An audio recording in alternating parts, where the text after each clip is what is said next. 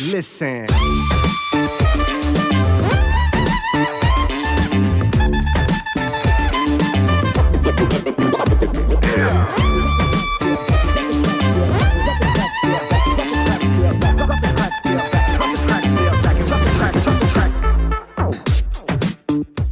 Hey everybody, this is Ask Dr. Ganz, the podcast. Stress, everybody's got it, everybody feels it, but what do you do with it? How can you get it handled so that you can be and do your best and basically feel like you've got it beat? Well, that's one of the things we always talk about on a weekly basis with Dr. Ganz. I'm Bryn Griffiths, your host, along with registered psychologist Dr. Ganz Ference. How you doing today? I am great. Well, we got to talk about it. This is a big weekend coming up for a lot of people, and this is the weekend. It'll be early in the morning of the 3rd of November when we fall back. We change our clocks an hour. Those of us in the north here, yeah. Oh, yeah, we fall back an hour, and while it means we make it a little bit more late when we head home from work, but actually it's a little darker. It's a little later in the morning. Later in the morning, yeah. So, yeah, I'm confused. And you know what? For me, it doesn't really matter, but I know a lot of people that really struggle. Today's topic, by the way, is the darker side of light, or beat the never-ending winter blues. And for a lot of people, this weekend is the kickoff for them. It is. You know, I mean, for those of us in the extreme north or those of us in the extreme south, we do have those extremes. And, you know, light does kind of, the sunlight goes away. And then comes back, you know, later in the year. And when that light starts to go, it's not just the amount of light. And this is something that people don't always get. It's not just that the days are getting shorter, which they are, and that's, you know, can be somewhat depressing to always be in the darkness. But also the angle of the sun when it hits the earth means that part of the spectrum of light that we normally get in the summer, those of us in the north, we don't get it, right? And so our brains are set up so that when we get that wavelength of light, and it's usually the blue side of the spectrum, so the blue wavelength of light, when it hits our eyes, it hits our skin, our brains are signaled. There's a signal that goes out that says, okay, hey, time to make more serotonin, time to get that brain chemical ramped up so that you can feel sharp, you can feel focused, you can feel happy, and you can get stuff done. I often say that the smart mammals in the winter, they're the ones that sleep all winter, right? So we dummies kind of get up and got to go to work and stuff, right? But, you know, it's not just those of us in the north. It's also if you're in a cloudy area, like if you're near a coast or near any large body of water like the Great Lakes in Canada or the U.S. here, you get the same sort of effect. You can, I remember there was one time when I was living in Michigan, and we had, I think it was like 4 or 5 weeks of lake effect weather. So it was just like this real heavy, low, gray, overcast days, right? And it was brutal. I was working in the counseling center at that time, and we were hopping. Like, we were just so busy because the weather was taking such a toll on people. Now, I grew up on the prairies, and while it's minus 23 or whatever the temperature is in the middle of the winter, the one thing that we are blessed with is the fact that we will have cloudless skies and sunshine. Maybe not for a prolonged period of time, but we do get it, and it's beautiful. But I've also gone out to Vancouver, and I remember going out once for a business venture that I was on, and I was out there for 11 days. I didn't see the sun once in 11 days, and I knew that I was in trouble after about day 4 when I woke up, opened the curtains, fog again. Yeah. And it does pull you down. Oh, it does. It does. And, so we have the physiological effect of the shortened days and the, wrong or the missing wavelength of light. But then you have the emotional lift that you get on the prairies or anywhere where it's sunny, the deserts, or, different places like that, where you do get bright sunshine, you get blue skies, you have, it makes you feel more cheery. But when you're getting the overcast and the gray and the fog and, it just feels like you're socked in. So there's the emotional pull on it, as well as the physiological pull of missing that wavelength of light as well. A lot of people talk about seasonal affective disorder or SAD, which is an appropriate title, I guess. Absolutely. And while everybody's affected by it, some people are really affected by it. Well, so we're all affected by the amount of light we get, right? But the people who are really, really affected by it are the ones who actually get the diagnosis of seasonal affective disorder. And we're talking about 3% of the population generally is affected by that. And then there are about 15% more that are affected by just sort of winter blues type of symptoms. So not quite as severe as the folks that are dealing with seasonal affective disorder, but they still feel crappy, right? It's you still don't feel very good at all. But yeah, it is a real thing, and I know a lot of people sometimes make fun of it as really sad, really, right? But yeah, it is a real thing that people do experience, and some of us, I think I'm one of those people who really do get affected by the amount of light we get, and it can really kind of screw up our lives and our quality of life. Now, through my 34 years of broadcasting in my career, I've done a lot of morning shows. So I'm up in the middle of the night at maybe 3:30, 4 o'clock, and it's dark. And I go to work, and when I come out of that shift, the sun has basically just come up. So I'm okay. But I always worried about people like shift workers who drive to work in the morning and it's dark. And then when they come out from whatever the job is that they do, it's dark again. How do those people cope? It's really, really difficult. And a lot of times people have a very, very difficult time with that, right? Or if you work in a building with no windows, you're not seeing the sun. Or if you're in a place where there is a lot of overcast during the winter or any other time, right? It can be very, very depressing. And actually, what they find is that places that have that kind of weather tend also to have the higher rates of depression and even suicide. So it is a real big issue. The nice thing is that there are ways to deal with it. There are things you can do to help yourself through those difficult times. One of those things is if you can get outside once in a while, even if you are doing shift work or whatever, if you have some time on your break and you can actually get outside, even if it's dark, just the fresh air and being around, if you can see nature, that will really help. But if you can get outside and see some sunshine, that you get a little bit of the physiological lift, but you can get a lot of the psychological lift from just seeing the sunshine and the blue skies. This is Ask Dr. Ganz, the podcast. We're talking about stress. Check us out on Facebook. Check out Ask Dr. Ganz, and Doctor is DR. Okay, let's talk about the signs that maybe you're struggling from this. I'm guessing anxiety is a big one. Anxiety, yeah, just having a hard time feeling settled. You know what I mean? Just kind of feeling undone. I know one of the things that I go through is like that foggy brain, right? It's like, oh God, I can't quite focus, can't quite find the words, or not quite as sharp as you'd like to be. Irritability is a big one, right? For some people, they start to get isolated. They just kind of pull away and shut down. Lack of motivation. People can even feel like physical aches and pains, right? Or a much reduced sex drive or sexual functioning in general. So you want to pay attention to that and understand that there may not be anything like permanently wrong with you, but it's always good to go get that checked out. But definitely, if you're finding that there's a seasonal pattern to that, or this kind of shows up in fall and winter months or early spring, and or in times when it's kind of foggy or you got that kind of heavy overcast kind of pattern that's happening in the weather, then you want to check that out and make sure that you have some remedies for that. Isolation's a big thing, and when I think of isolation, I think about people on the prairies or the eastern slopes of the Rockies, and not just in Canada, but maybe through the Midwest, where isolation is an issue because of the temperature. Yeah. Not only are you not getting enough sunshine, but you're stuck in a house or you're stuck at your workplace constantly. It's too cold, you can't get out. Yeah. It's got to be a tough one. Well, this is what they used to call cabin fever, right? It's what, you're in there all winter and they just kind of go a little nuts sometimes, right? It is. And isolation is one of those things that it doesn't seem like it's a big deal, but it can be very, very damaging. We tend to do worse when we're isolated, but we also tend to isolate when we're feeling bad. So it's one of those vicious cycles that can really grab you and take hold of you.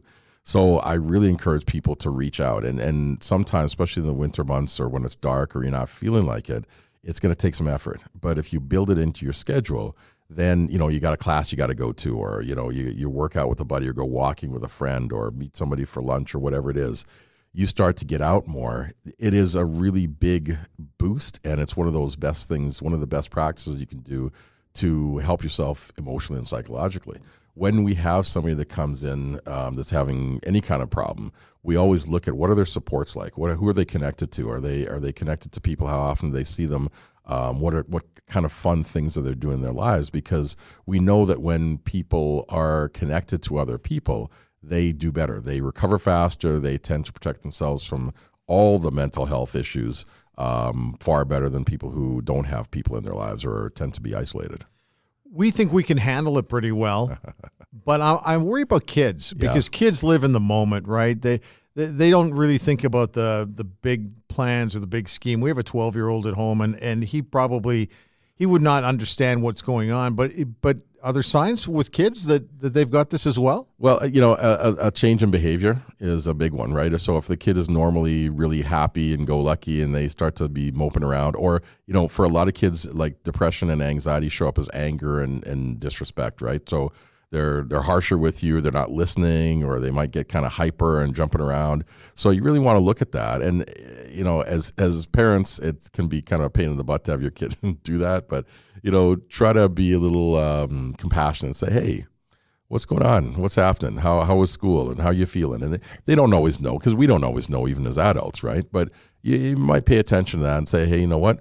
Why don't we go down and watch a movie, or let's go out for ice cream, or, do something with them that can be connected, like a sort of a connecting activity, but also can be somewhat calming because, you probably know, you get a kid in a car, especially a teenager, all of a sudden, they're trapped if they're not lost in their phones. Then you can actually have a conversation with them, and they will let slip what's going on far better than if you're sitting down and kind of grill them.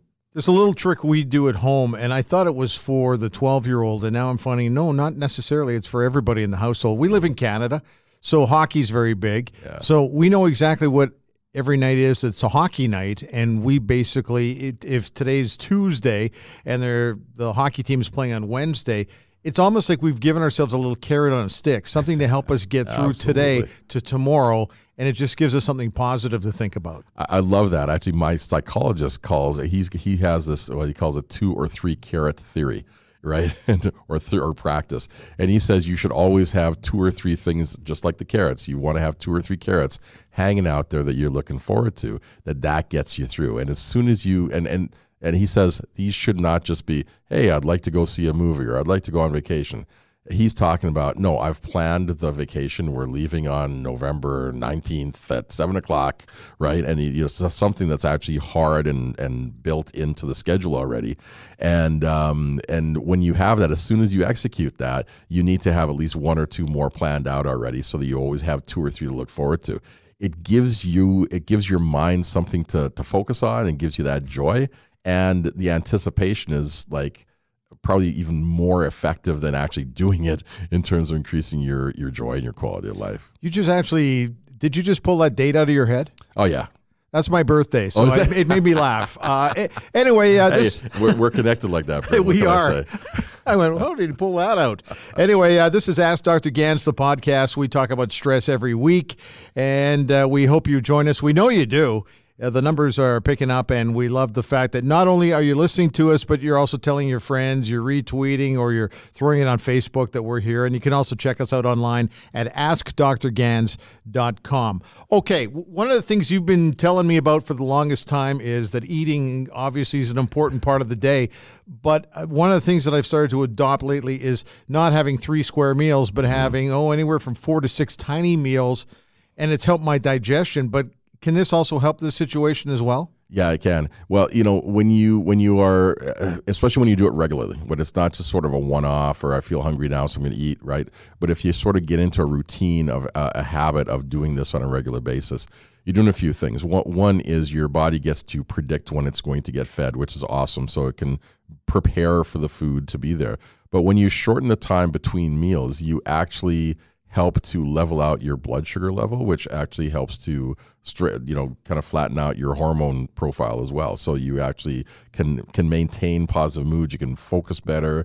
You have more energy to deal with things as they come up, so you can problem solve better. You're more creative. Everything works better when we are like well fed on a consistent basis. I was actually talking to a personal trainer, and he had, she was talking about the same thing with water, with hydration. And she was saying, a lot of us will get thirsty. We'll kick back, a big jug of water or a big glass of water. But she was saying, look at the professional athletes, especially elite athletes in track or any of these different disciplines. And what they do is they have water with them all the time. They're constantly just sipping, constantly letting water get into their system. Because if we have too much at one time, we'll just pee it out, right? It won't get absorbed and that sort of thing. So the same thing happens with food. If we have too much at one time, our bodies can't handle it all at that time. So a lot of it is either wasted or we turn it to fat or whatever. But then we get hungry 2 or 3 hours later. So yeah, eating on a regular basis and making sure your body has consistent and regular forms of fuel that's going to make you feel better. One of the things that you've also been talking about is making sure that you surround yourself with positive people. Yeah. People who feel good. I'm an eternally optimistic, enthusiastic morning person. Nobody else in our household is. And I'm referred to around the house as the Cartoon Network because when I get up, hey, I'm ready to go. But it just seems that they all start to feed a little bit off of that. Absolutely. That energy is contagious, right? I mean, and it's, just like stress can be contagious sometimes, happiness is very contagious. Smiling is contagious. So yeah, surround yourself with happy people who are energetic. But if you don't have those people in your life, like directly, borrow some. Like there are people on, like TV or in movies or, even on social media. You want to be judicious and I think deliberate in the kind of energy and kind of influence you want to have around you. And that can really help you with just life in general, but can really help you with some of the winter blues stuff that we're talking about. This is Ask Dr. Ganz, the podcast. We're talking about stress as we do weekly. You can check us out on Twitter. Here's our handle, @AskDrGanz. And, of course, doctor is DR. Okay, back to this time zone change. It's 1 hour. It's spring forward and fall back. A few things for me. One is I'm always amazed at how some people, and I always see it on social media, feel the inclination to bitch and whine about the fact that they're not quite right for a week. Right. And they do it. And to me, I adapt. You just roll with it, huh? Yeah, for the most part. But I guess that's kind of a normal thing for people to do, is to just kind of vent a little bit. Or do you think that that's a sign that maybe there is a little bit of a seasonal issue? Well, I don't know if it's a seasonal issue, but I do think that we are affected by a change in routine like that, right? Sure. Well, and most of us feel it to some extent, like if like most people, we feel it on Monday and Tuesday, right? Because we've been off on the weekend. A lot of us, we stay up later. We don't go to bed at the same time. We maybe sleep in a little differently. Our eating might be off, and you kind of get that weird fuzzy feeling on Monday and Tuesday. And by Wednesday, we're kind of feeling okay. Thursday, we're feeling pretty good. And then Friday, we do it all over again. But, but there is something about that time change. What they've found is that when, around that weekend of the time change, accident rates go up, not just car accidents, but also accidents at work. People are not quite as sharp. They're not quite themselves. So there is something about switching up your circadian rhythm when that does have a big effect on us. So my advice to people is plan this. Be aware that this is coming. Try to get a little bit extra sleep or try to stay closer to your routine on a regular basis. If you're going to switch over, like if you're going to get an extra hour of sleep, that's awesome, right? But try to have a little more of a routine. Going the other way is even worse when you're cutting an hour of sleep over, in the spring. You definitely want to give yourself, pre-plan that, give yourself more sleep going forward. And then also understand that the days after the time change, you're probably not going to be super sharp. So take that into account. Take extra time to do stuff, double check, triple check when you're changing lanes. Maybe don't make any major decisions for the first couple days until your body adjusts to whatever you're doing. One of the things that I do, and my friends think I'm crazy, is I don't wait for the time zone change, or the time change, rather, the 1 hour. I actually start to tinker with my body clock on the Friday. Smart. So in other words, what I'm doing is I'm setting myself up, I think, for a positive experience with that time zone change. For example, if it's 10 o'clock in the evening, I start thinking already on Friday night that's 11 o'clock or it's 9 o'clock, right? Yeah. Mm-hmm. And it works for me. Yep. And then the other thing is I change the clocks in the house on Saturday in the afternoon so that we're already starting to think that way. There you go. And we go to bed a little earlier, but it seems to work for us. But I don't know, is that an advisable thing or is that just smart and prudent? I think it's smart and prudent. And I think, look at our brains are very, very powerful, right? So when you are telling your brain, hey, listen, this is what we're going to be doing, your brain says, okay, let's go along with that, and makes you right. when you go into any change, kicking and screaming, we tend to have less of a positive time when we do that as opposed to when we accept it and kind of go along with it.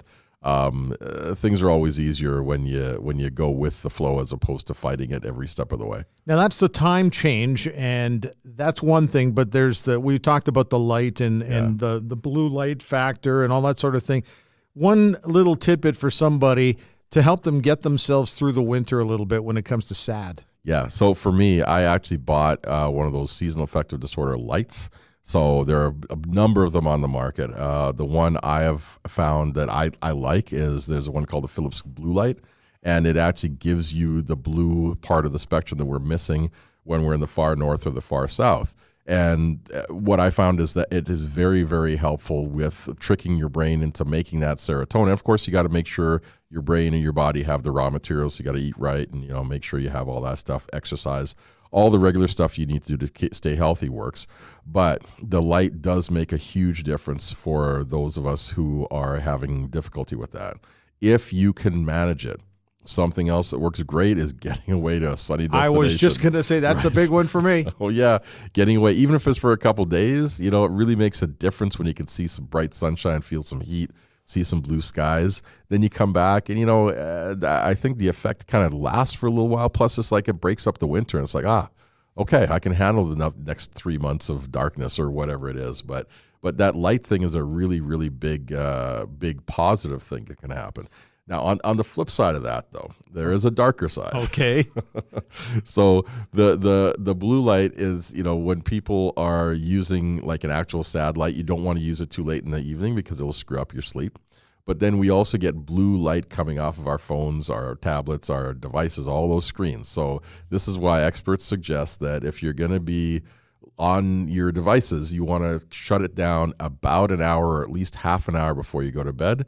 Because it just like the blue light in the morning helps to wake up your brain and helps you make serotonin, you don't want to be producing serotonin when you're trying to go to sleep because you want to be sleeping. You don't want to be awake and focused and have your mind racing, right? So I still think I'd rather do the holiday. Yeah, absolutely. Hey, by the way, way better. I got to bring this up too because most people have 3 weeks off. Mm-hmm. I'm a believer in taking 2 weeks in the summer and then intentionally, if you can afford it, taking 1 week in maybe February, and just getting away, as you said, to someplace where you can get a bit of a break. Yeah. And that to me is the most valuable week of the year. Oh, I've done it a couple times. So, you can't always afford it because I know it's like expensive for a lot of us, right? But I've done it a couple times and I've noticed a huge difference the couple times that I have been able to actually get somewhere sunny in the middle of the winter. And wow, what a difference it makes, right? So there's lots to support the whole the evidence around like seasonal affective disorder and what we do with darkness and cloudy weather, and lots to say about being somewhere sunny and warm and pleasant, green. I know. Just thinking about it makes me feel better. Oh yeah, I actually look at pictures of Hawaii or the Caribbean. Yeah, exactly. That's exactly the feeling. It's like that feels good, right? And that can really help too. Well, hang in there, everybody. That's it for the time that we have today. And one of the things we love is feedback. So make sure that you drop us a line. And we have a mission here on this podcast. We want to help as many people as we can. So listen, do me a favor, everybody, and just share this with at least one person, right? Share the love. Let them know there's lots of resources, free resources on the website, AskDrGanz.com. And share the podcast because we love to reach as many people as we can. And the book. Absolutely. Yeah, lots of good stuff in the book. The Me Factor. Yeah, you want to check that out when you can too. Anyway, if you haven't done so already, please do it and check out the website, which is AskDrGanz.com. And it's as simple as that. Enjoy and hang in there. Like I said, this is a tough week for a lot of people. Yeah. So we've got our fingers crossed. I know everybody's going to come through it okay. Absolutely. All right. Thanks. We'll see you next time. Absolutely. All right. 1, 2, 3. Listen.